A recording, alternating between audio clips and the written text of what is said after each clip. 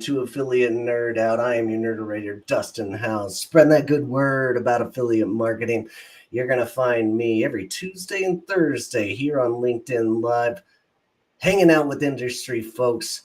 Please consider subscribing to my YouTube channel or the LinkedIn Live sessions here. My nerd guest today is Blagitza Boteliero. You got it. Amazing. Good job. Good job. Digital marketer and practitioner and super nerd. I see her so much in Martech Record, nerding out with me and other folks. Just such a pleasure to have you. Welcome to the Nerdatorium here.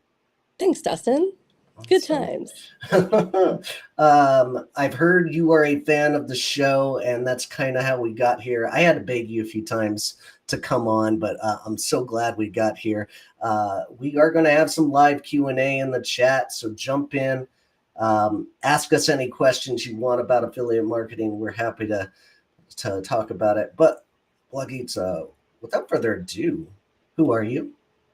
Well, hey, Dustin. So my name is Blagitza Boteliero, as you mentioned, and currently I am helping out the family business as the head of marketing and co-founder of Bottles Nation, which is the virtual wine and beer tasting business I started with my husband years ago, and taking all of the digital practices and whatnot with blowing that out. At the same time, really getting a sense of what's changed in the digital and affiliate space this summer, and really diving into different tools and understanding who's doing what and what's changed at the same time. So it's been quite the last few months as we've kind of been a combination of nerding out on beer, wine, and also digital and affiliate practices. Awesome. And your experience in this industry, how far does that stretch back, and what are some of your notable attributes in the affiliate world? For sure. Gosh, it goes back to 2001 when I was at Orbitz and I was on the first e-marketing team at Orbitz, and then I launched the affiliate program back when it was Linkshare. So it was funny back then because all the travel clients, so networks have similar vibes right now, whereby certain networks of certain industries, and back in the day, Linkshare had no travel within their sphere. So Orbitz was over at Linkshare. That was kind of a big old deal. And then after that, I've worked within different companies like Edelman, Motorola. I led social media for them and for Target for a bit. And then I came back into the affiliate space late in 2021, working with clients like Princess Cruises and Johnston & Murphy and Lint. And it's been a ride, and really just seeing the way that publishers have changed. And for me, the biggest kind of fun piece of it all is to see the technology change and how different types of tech stacks have come into the space. But the reason why I decided to come back into it fully was what I was telling Dustin earlier, the ping pong game of public relations, influencer marketing, affiliate marketing, digital marketing, and how it all plays together. Beautifully said. And one more thing on your profile that I have to ask about is this Emmy Award winner. It's on your LinkedIn profile. That's not something I see every day. I do have an Emmy. I'm not currently in my home right now, else I would show it to you.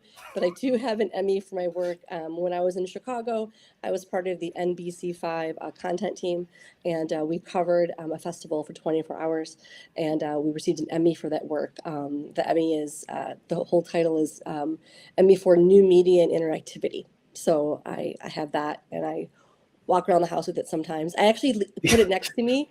But no, for real, during award shows like the Grammys or the Emmys or the Oscars, I actually put the Emmy next to me on the couch, and I just put my arm on it, and I feel cool.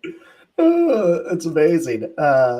You drinking with it. It's your drinking buddy. I would actually make a necklace out of it if I could, like just hanging around me. Yeah. Wait. From the guy from Public Enemy. What's his name? I don't know. The guy, he's got a watch. He's got a watch. So many people watching will know who I'm talking about. I'll think of it. He's got Flavor a watch. Flav? Flavor Flav, yes. All right. That's the thing. Thank you. Oh, I guess I knew it. Awesome. Blagitza is a guest on our profile today. You can check it out in the chat. If you would like to be on Affiliate Nerd Out with me, come be my best. go ahead and click this QR code up here at the top, or go to dustinhouse.com/nerd and sign up and see if we can't nerd about something else. So tell me about what you're doing right now and who you're servicing out there.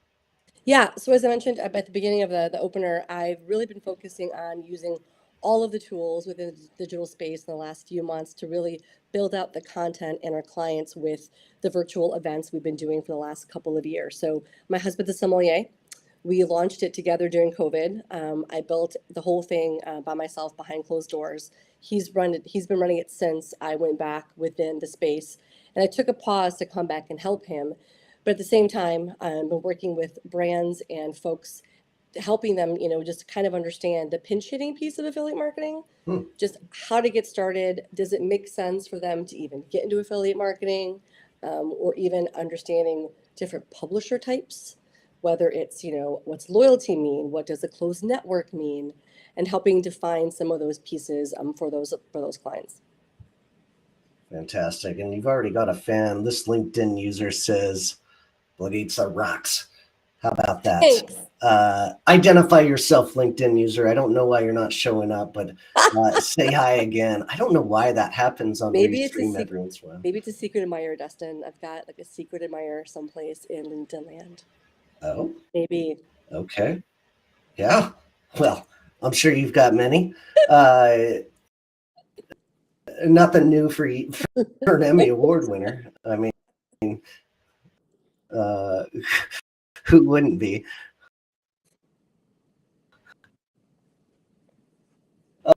Uh, so your passion marketing goes way back beyond my years.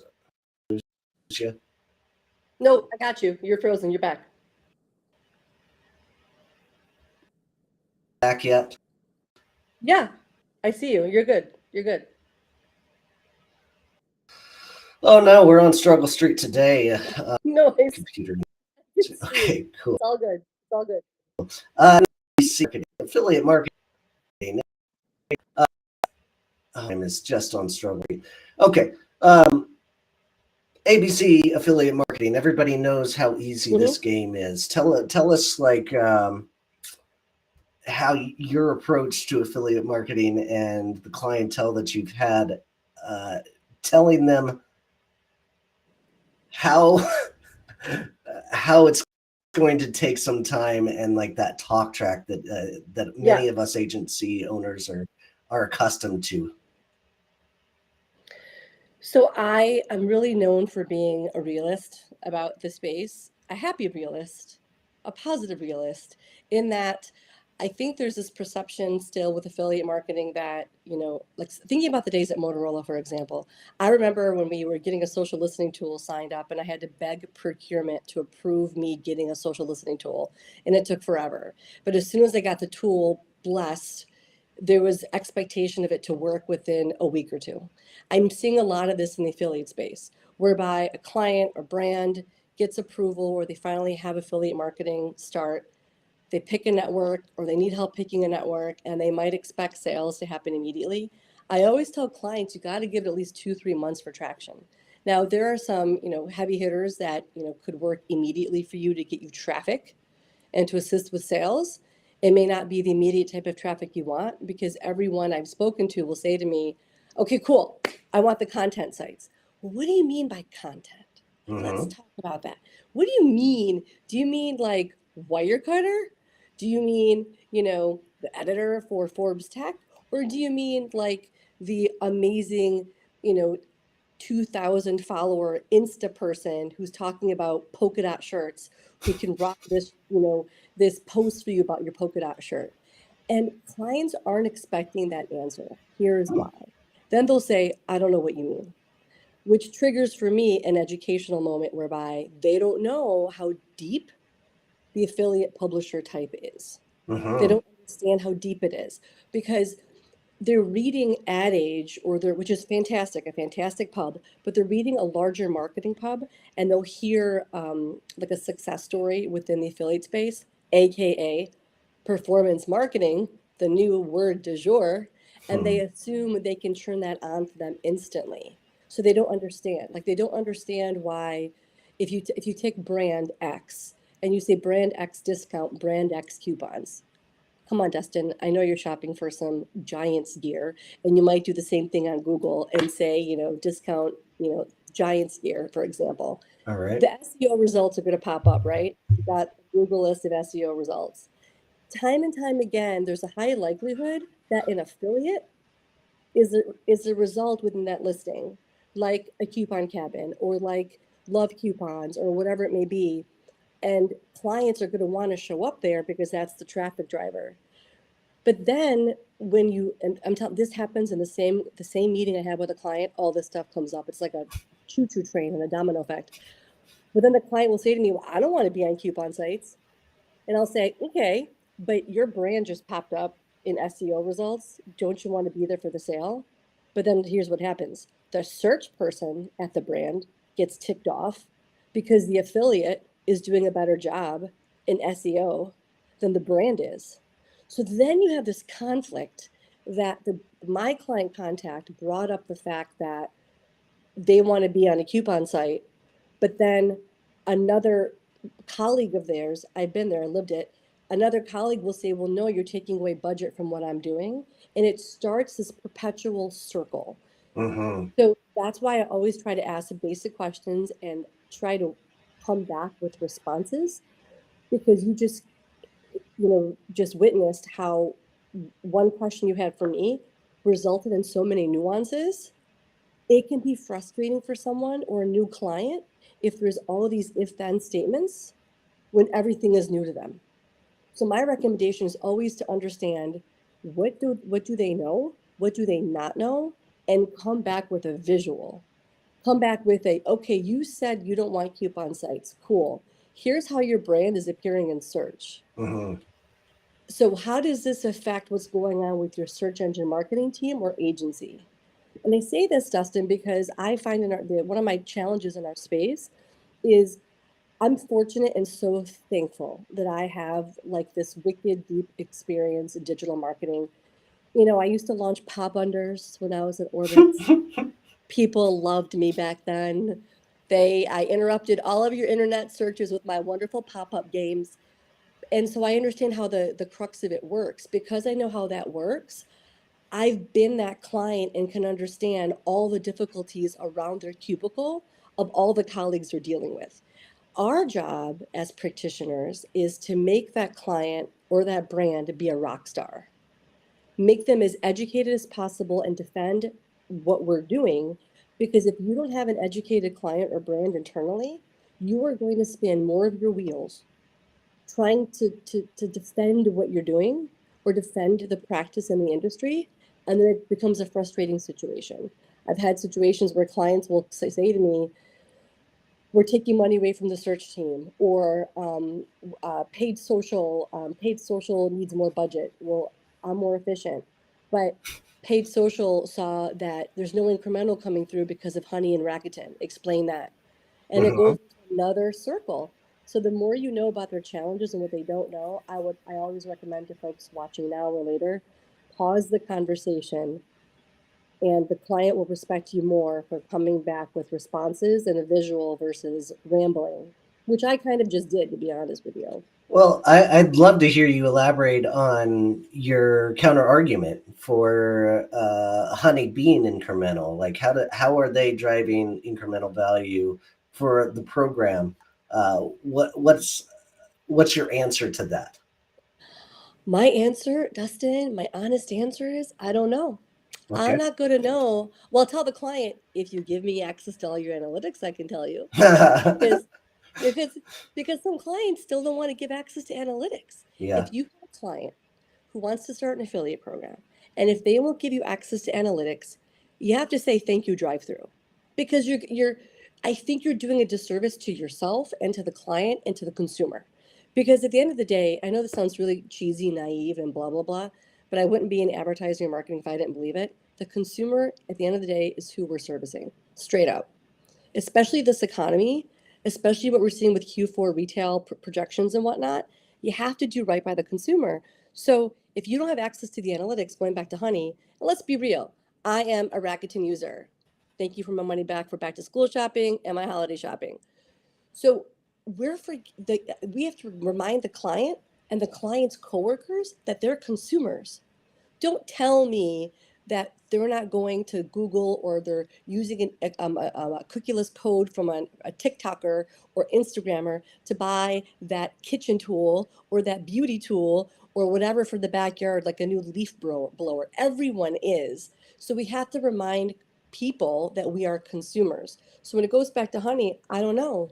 And I'd have to say, let me have access to your analytics, but also incremental is important. But I would argue that honey is a certain part of the funnel that helps with loyalty and helps with brand recognition Mm-hmm. to then keep the consumer coming back. So yeah, there's a good chance with honey and Rakuten, it's repeat people. Okay, cool. But would you have gotten the sale if you weren't on honey and Rakuten? And can the client accept the fact that it's part of a larger holistic approach to marketing? A la if you're buying a billboard, if you're doing a Super Bowl ad, well, maybe not as much Super Bowl ad these days. If you're doing a billboard or doing any other type of ad for awareness and impressions, and people still use impressions, if you're doing that, why can't I have honey and why can't I have Rakuten helping with loyalty and repeat? When I flip that back to them, sometimes it stumps them, but Okay. sometimes it's that's none of your concern. I get it because it's not our our industry or our world. Um, I see a question. Should I Oh answer this question? yeah, I was gonna ask one right before Oh that yeah, go to ahead. get into that. Like, would you take on this new client and you say analytics first, or I walk, essentially? What are those first steps you're gonna take once they do like hire you on and say, yeah, let's get this going? You look at the analytics and what do you do with it? So I look at the analytics of what's happening at that moment, and ideally, I ask the client if I can interview, and this gets touchy because might be tough, if it's possible to interview the client in depth and other members of their team. Okay. Help me understand, or if they don't want me to speak to anybody else, which is cool, I get it, I was there. Do you have your PR campaign? Do you have your launch calendar for the year?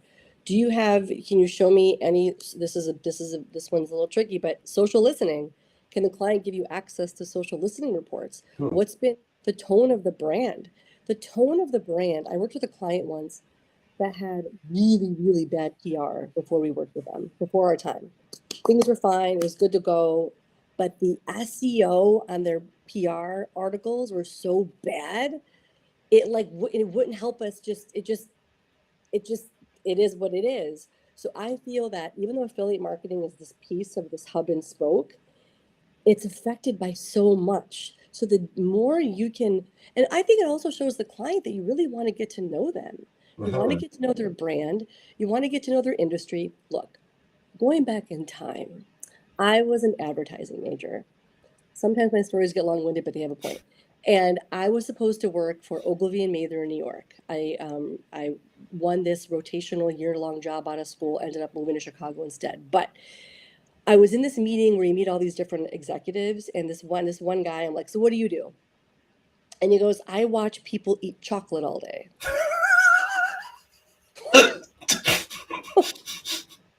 So I'm in college. I'm like, what? And I think it was Hershey or their client was a chocolate brand. He was an account planner. So he's like, oh yeah, you'd be surprised at how people eat their chocolate on the subway. Some eat a cube. I actually have some chocolate here. He was talking about people break it, they this. He went through the science like Nova on PBS for you old guys and ladies about chocolate. So going back to affiliate marketing in this conversation, we need to work through the consumer journey. We Hmm. have to understand for a brand how are they buying. This is not an ad for any of these products, I just have them on my table. How is the consumer buying an RX bar? Like what drives them to the RX bar? Is it because they're at the grocery store, then they see someone on TikTok? And that also goes into affiliate marketing. So I'd really ask the client if they can give me a treasure trove like the man behind the machine in Wizard of Oz. Show me everything so I can consume it and understand you better. Sure. I mean, how many? You would think that would be in somewhere in their training. of new employees that come on board, but so often it's not even there. And this is a part of things that I just rely on myself to try to go and get a firsthand impression of each brand that I work with in this capacity before I even ask them to show me what they think of themselves or how they want to be Oh, that's branded. good. Yeah. Yeah. So I think that's an important aspect of it. But I love that first step that, you have to learn about that brand before you dig in. You can't, affiliate is different for every single brand that you work with. Totally. And you can't learn that until you figure out what kind of brand you're working with. So I'm going to put up this question. Yep. How do you develop a realistic affiliate program forecast for advertisers launching a program for the first time? Great question. I think that is Yitza, but it could Hey, be some. Yitza. Hey, girl. Um, I love Yitza. So that's also a loaded question, but a good one. Mm, Because the client is going to expect a formula. The client is going to expect A plus B is C. Like, nope. You have to take a step back and first look at their sales. I look at their sales and I first ask them, do you have a revenue growth metric you need this quarter, this year? It also varies, honestly, dude, in terms of the kind of client they are. Are they a startup? Are they a new challenger brand you're always seeing on TikTok and Facebook via paid ads? Do they have a bunch of investor cash and they have to hit a certain level within 6 months? Let's say two brands, for example. Let's say it's an established brand that's never had affiliate marketing before. Cool. Look at what their total sales are for all their other marketing channels. In general, the industry standard from what I've understood and what I've seen is affiliate marketing typically I've seen is between 10 to 20% of revenue for all e-marketing coming in. okay. That's what I've seen in my experience. So I take a chunk of that to understand, okay, based on what you're doing now revenue wise, first, can all the different channels cannibalize the other? Meaning, if you're working with influencers, how could that cannibalize the affiliate program, for example? Well, let's say they all have their distinct place. I'd start at 10 to 20%. Then I'd help them understand of the funnel, where are you in the funnel? Like, what do you want from affiliate marketing funnel? Is it top of the pike, awareness, or do you want conversion right away? Why do I ask that? I had a travel client who, for them, believe it or not, success was actually clicks. It wasn't conversion. Okay. They wanted traffic to the site. And what's enlightening and what's refreshing about affiliate marketing that's finally changing a bit is that you have digital marketing people or folks who come from that world who actually are relying slowly on affiliate marketing to also drive traffic, not just conversion. So Uh-huh. once you know what their goals are they an established brand or challenger brand? What their current sales are? If you're looking at 10 to 20%, once it ramps up, phrase, once it ramps up, then you can start developing strategies across that funnel based on different types of sites to get them there. And I always tell them at least 2 to 3 months to get ramped up because it depends too on how aware the consumer is of the brand. I Uh-huh. mean, if I'm like, okay, here's some Pixel Buds. If I'm the Google Pixel Buds, people know what this is.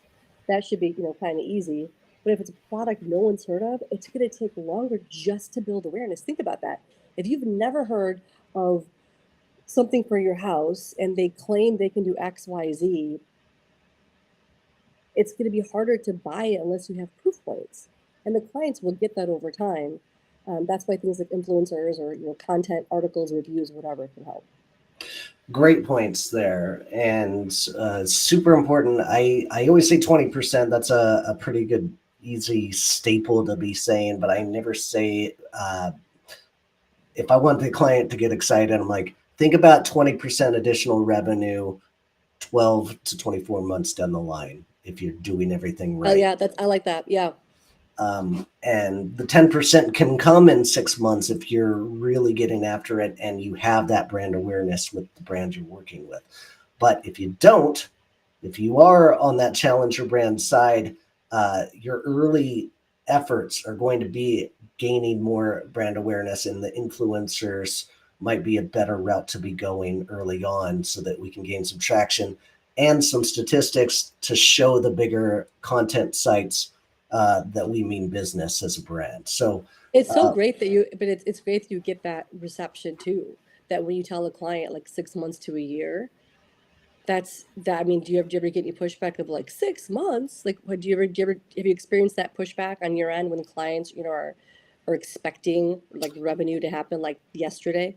I've never had the experience of pushback as long as I set the expectation early. If you Yeah, forget to do that before you take on the client and you just get started without telling them this is going to take 6 months, in 2 months, they will inevitably ask, why aren't all the sales here? Well, this takes 6 months. And now yeah, you're in a bad spot. So setting totally. those expectations are extremely important when you're taking on those new clients. So great question, Yitza. Thank you for jumping in. What about senior practitioners is something Hmm. I heard you mention. Tell Yep. me what you define as a senior practitioner and how do you even gain this status? Gosh, I think it's based on, different definitions, but I feel as if, there's been people who've been around the industry for a while, and some of them may not just be practicing as much. Meaning, a senior practitioner to me is someone who knows most of the networks, if not all the networks, in some way, shape, or form, has a really good deep list of publisher contacts, but also not just from an affiliate marketing perspective, but a bit of digital marketing as well, to fully get deep into understanding a client, as we mentioned before, and rolling up their sleeves and doing the work. So, Mhm. for example, not just being senior enough to know the top, 10 publishers and the SVPs of commerce content on those sides, but to really sit with new staff or junior staff and say, okay, I'm going to show you how to place a link in ShareSale. I'm going to walk you through how to work through refunds and bad sales, and how to Yep. do that type of exchange. That's what I mean by senior practitioner. And because there's so many tools, and even I like I'll forget things, but I'll know that each network has a tool or a place where I can go find it and learn it quickly. That's easy. That didn't exist years before, so there's no excuse. So if you're a senior practitioner as well, and you can't memorize everything, even if you're starting out, there's still an easy way to find how to do the thing, whether it is through videos, tutorials, training. There's a treasure trove right now. And I do have to give hats off to the networks. And it maybe I'm a bit, envious, a little jealous of how things are now versus before. There's just so many tools available to anyone starting out, or who's like me, was gone for a bit but came back and to kind of jump back into it. Um, it's great that the tools are there.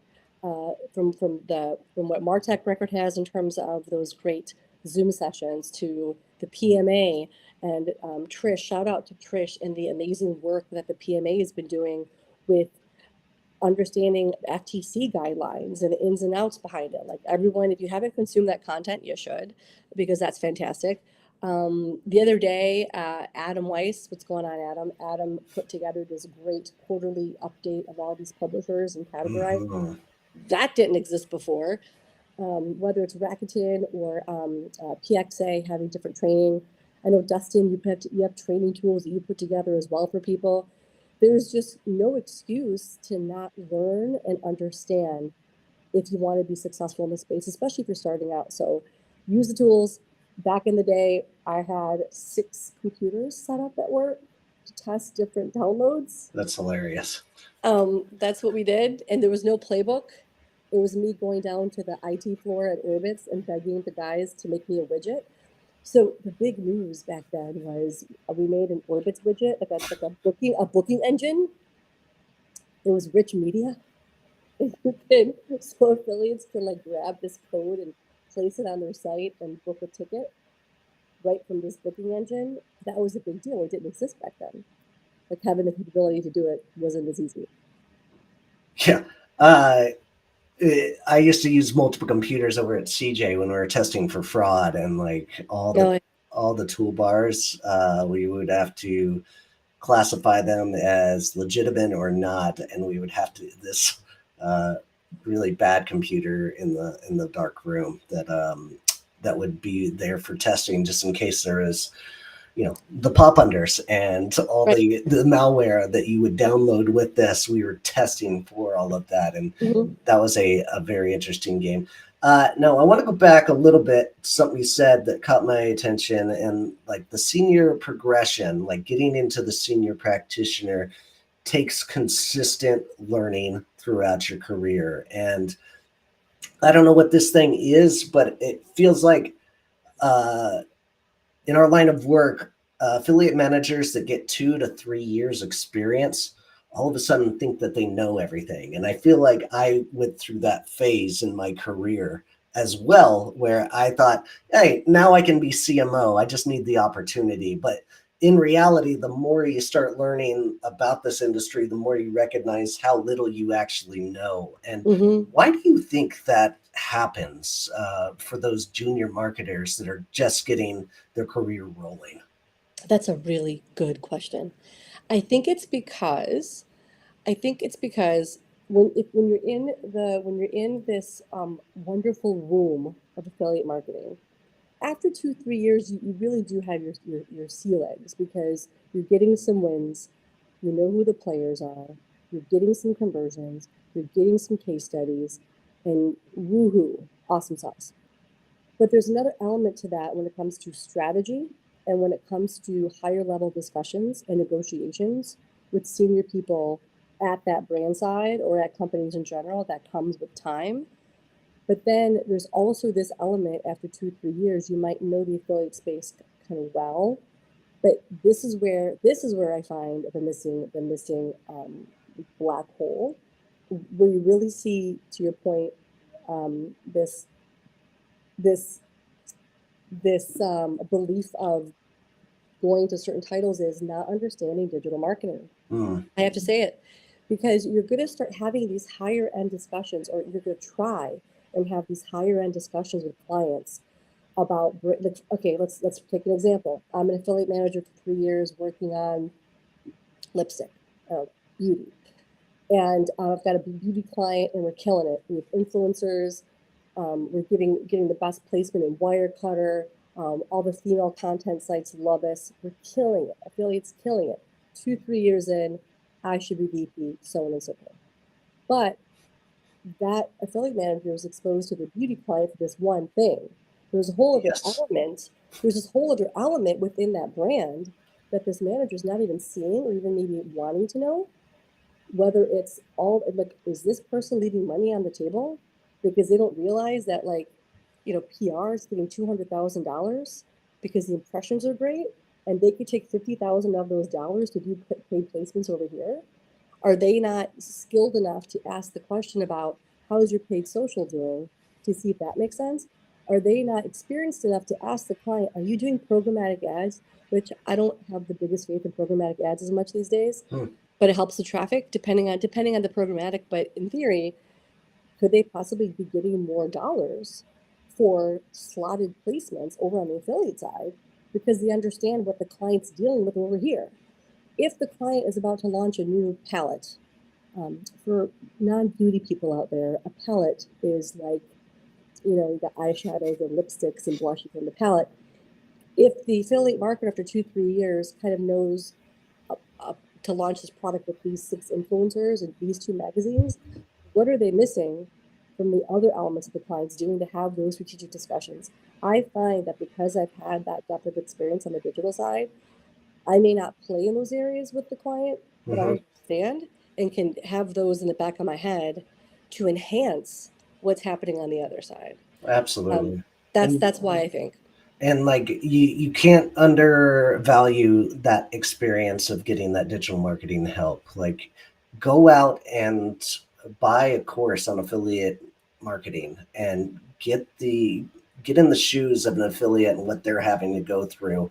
Right. Then you can really empathize with the kind of work it takes to build a piece of content that you're trying to outreach and get them to do instantly and get on their content calendar.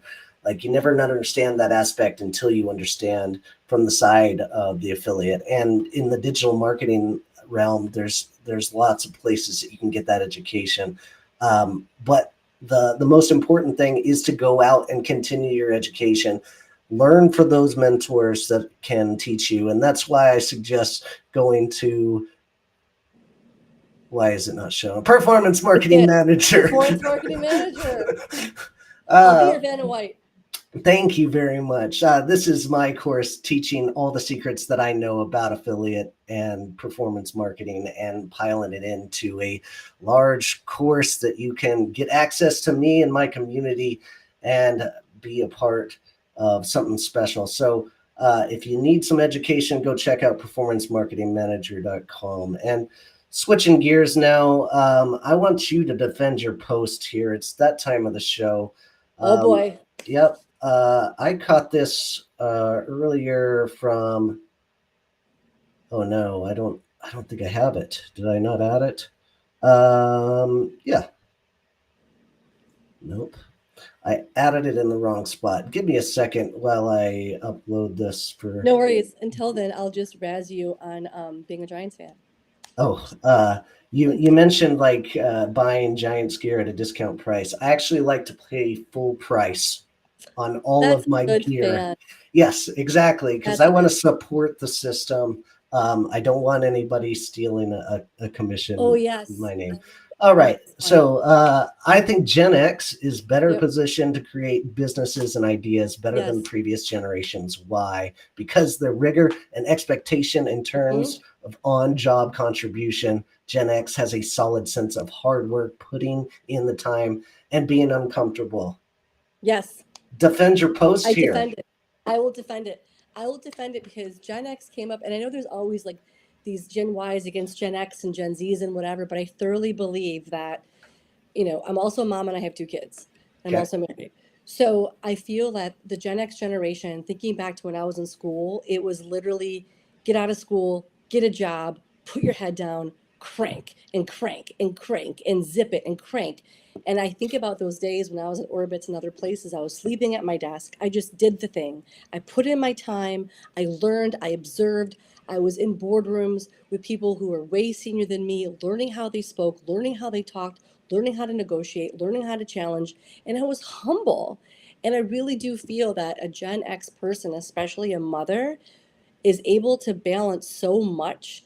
And I feel the sense of having to pull my fellow Gen X friends out from their desks. What I mean by that is I've always been a learner and doer and content creator all the time. And I'm so thankful that my career has been in this box because I have no choice but to learn. But I'm finding my Gen X counterparts like, oh, I don't have time, or I'm just done for the day at 6. But I really have a passion for X. I really have a passion for Y. Like I'm a phenomenal, whatever it may be. But it's so exhausting to kind of, you're in this time where you have children, kids are in college, you're cranking, you have a mortgage, and you're exhausted. Yes. So there's no time to do the extra stuff. And I get that. I get that. However, if Gen X can just see that the same sweat, blood, and tears that they put into the full-time gig, working for someone and learning new traits and tools and things after 5:30 or on the weekend, as difficult as it can be, is so amazing and can really take you further in whatever you want to do. I know it's easier said than done. I've got a really supportive spouse. I've always been the way I've been since we were dating and we got married. I don't know any other way, but I see all the, especially for example, dude, chat GPT, that alone from a content creation standpoint or synthesizing data or reports, helping someone just manage stuff a lot better, whether it's finance or whatever it may be, convincing my Gen X friends to use chat GPT more just to help, that's been life-changing for some people. So yes, I still do think that Gen X, if key phrase, if they're willing to put that same time in, that they put the time into their initial 8 to 5, would just do so well. But it's hard when you're in like a habit, family, mortgage, bills, college, it's a lot. Well, let's not just forget wasting time on social media. Like if you compile all the time you waste flipping up and scrolling through, Yes. it probably easily 30 minutes a day that you could be spending towards your future Yes. and business of something in the nature. And for those of you that are out there like trying to figure out what they don't want to do with their life and try to get some residual income, I am always open and willing to have that conversation and point you in the right direction. I am telling people not to create an agency right now. Don't be another OPM out there. Like there are just so many OPMs, so many are ahead of you in the game and doing things really right and have automated systems. Don't try to go out there and compete and be another consultant. There are other ways to go about that in this passion, in this career of what we're doing right now. So if you want to talk career, go to dustinhouse.com/pod. I'll give you free 15 minutes and we can talk it through. Happy to do that for anybody out there. So You last guys week, should, and you guys should totally do that. Like if you're watching this an hour later, you should do that because you just should. thank Just you, say, appreciate it. I'm here to serve and I'm here to help others out there. One of the course takers that went through my course recently, he lost his job and now I'm helping him find another one. I take the time for my community if they need help and I can trust that they do good work, and they got laid off for whatever reason. I'm out there trying to give them my advice on where to go and how to find that next plot. So, last thing I want to talk about is IBA. I don't know what this is, and you oh yeah, mentioned it. So I wanted to bring this up, and what is it? the IAB. So I know that the Interactive Advertising Bureau. I know that we sometimes in the industry we do say a bit that the affiliate marketing world is a bit of a stepchild. It is. The IAB has been around forever, standardizing things, whether it's banner sizes, reporting, so on Oh, and so forth. I just the our industry, this industry could use that, to elevate it to other digital types of practices because it is here to stay. It ain't going away any place. If you look at every content publisher and their mother, Hearst, others are looking for performance content editors and so on. This isn't going away. The last, soapbox statement is the Pixel, the day of the Pixel. Goodbye, Pixel. I'm sorry, Pixel. They're mm, gone. Google and Meta has changed the game. All of the publishers, especially big content sites, are trying to find a way to make their revenue stream in a la affiliate marketing. That's why it's not going to go away. You need these publishers to bring in some type of cash, and affiliate marketing, the stuff that this group has been doing for decades, is kind of the answer. Cool. But I would challenge organizations like the IAB to get with it and to look at our industry and look at what the PMA has been doing, look at all the different training tools and what have you, and see if they can incorporate some standardization because it'll elevate the industry and put it on par with other digital marketing practices that many of our clients are already aware of, know, and use. So I think affiliate could use some of that polish and that elevation to match everyone else, as it's really one of the hottest sectors right now in e-com that's growing. beautiful. And IAB is doing this kind of thing in their own world, and where you're looking for affiliate to like emulate with this kind of thing. Or IAB should like bring affiliate in, Okay. or look at the affiliate channel and say, oh, okay, so we have standardizations for banner reporting, traffic, clicks and so on.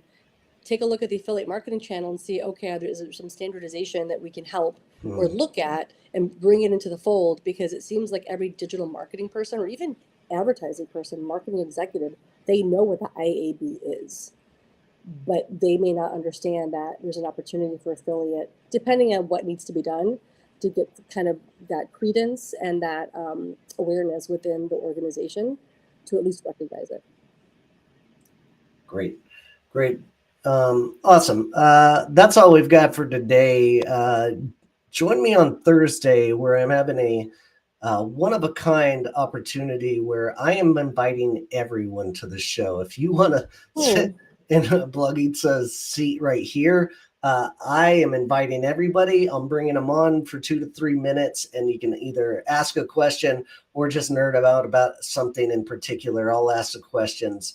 But please join us there. You can find the link in the chat following this presentation.